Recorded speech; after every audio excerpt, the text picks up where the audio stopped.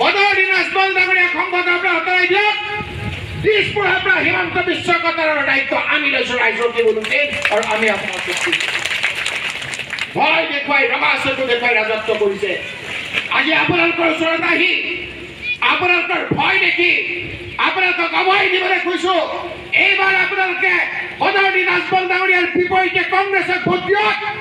এনেকুৱা 50টা হিমন্ত বিশ্বই আপোনালোকৰ নোম এডাল লৰাব নোৱাৰে। মই আপোনালোকক দিছো যে অত্যাচাৰী যিজনে আমাৰ ঘৈণীয়েকৰ বুকুৰ পৰা গিৰিয়েকক লৈ যায়গৈ, আমাৰ ল'ৰাবিলাকক এনকাউণ্টাৰ কৰি মাৰে, আমাৰ ঘৰবিলাক ভাঙি দিয়ে, বিভিন্ন বয় বস্তুৰ দাম দি আমাক টেটু চাবা দিছে। এই অত্যাচাৰী মুখ্যমন্ত্ৰী কেতিয়া যায় এই কথালৈ আমি বাট চাই আছো।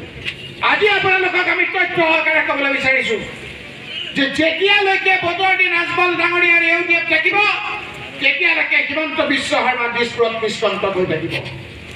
আৰু যেতিয়া ইউডিএফ অসমৰ পৰা নাইকিয়া হ'ব দিছপুৰত হিমন্ত বিশ্বৰ গাঁথি লুৰি যাব ৰাইজ আপোনালোকক।